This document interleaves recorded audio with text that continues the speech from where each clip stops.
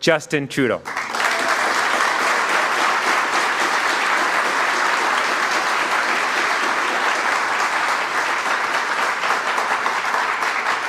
Merci Navdeep. Merci Stephen. Thank you, Stephen. A lot of people still have their student debts.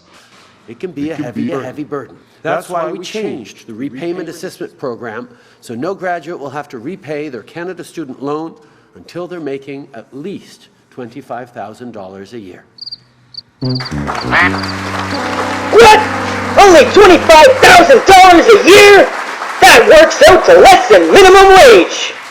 Minus the income taxes and the cost of living, you would be going further into debt. What the hell are these people clapping for? They should know better than that. You would be able to support yourself with that kind of income. If they don't have any family to back them up, they would soon find themselves squeezing to death on the streets. Good grief! Wake up, libtards!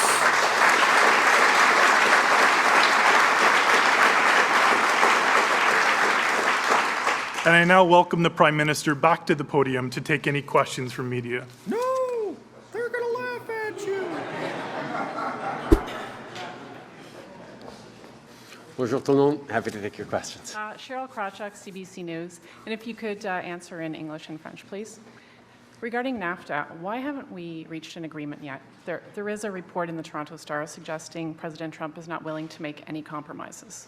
We have said from the very beginning that we believe that there is a win-win-win out there. We know it's about time, and there are many things that we have engaged for the past year or so in a thoughtful, positive, constructive way. We will only sign a no deal for Canada and for Canadians, and that's exactly what we are remaining firm on. However, we know that it is very likely On another topic, with Alberta's announcement yesterday, how can you keep your climate change commitments? We've been very clear from the very beginning that we know that growing a strong economy and protecting the environment must go together. We have moved forward on a national plan to fight climate change, putting a cost on pollution. We've moved forward on reconciliation, but we've also moved forward on growing our economy, particularly around working hard to do what previous governments were unable to do. I think with everything that's been going on, people can kind of understand that having only the United States as a market for 99% of our oil resources simply doesn't make sense anymore, and that's why we've always believed that the Trans Mountain Pipeline expansion is in the best interest. We are committed to upholding the national interest. We will move forward on that pipeline in the right way. We are taking the time now to understand the court ruling, which addresses two things that are very important to this government. Making sure we are walking forward in a true path of reconciliation and partnership with Indigenous peoples. These, yes, are challenges, but they've always been challenges Good morning. What would you say to local manufacturing workers, especially in the auto industry here in Oshawa, who are very worried about the potential for auto tariffs as well as the steel tariffs and the impact it will have on their jobs? One of the things that we've been seeing, not just from this government, from Canadians right across the country over the course of this summer, is that Canadians are there for each other. We stand up for each other, whether it's folks reaching out to support their friends in the steel or aluminum sectors, or the fact that we will always be there for our workers, whether it's in the automotive sector, whether it's in the forestry sector. Canadians support each other. That's what we do.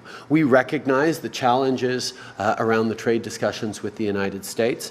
We have moved forward in a way that demonstrates that we are responding with countervailing duties that are causing challenges in the United States, but that's not our goal. Our goal has always been to get to smooth and fair and free trade between Canada and the United States. The best way to do that is to move forward with a NAFTA. But as I've said, Hello, Janice Williams, The Chronicle, here at Durham College and UOIT. I was wondering your thoughts on Premier Ford's position regarding free speech and funding for universities. Obviously, it's an important basic right that our party has always been willing to. I think one of the things that we've seen, however, is the Conservatives continue to try and play the politics of division, of fear, of making political hay out of things that should be basic rights we well reflect and defend. And I think the capacity to stoke political advantage for short-term gains is something that I have been very clear about pushing back against. We need to have a country that is open, respectful, that engages across the full range of diversity of views, and that includes a range of diversity of ideologies. We have no space for hate speech.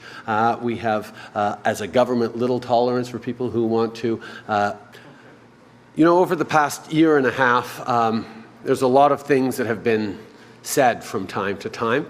I think people have noticed that that the path forward is one of making sure that there's a win-win-win on all sides. We're going to remain constructive. That's what people expect. That's what I'm going to do. Thank you. Merci beaucoup tout le monde. Thank you.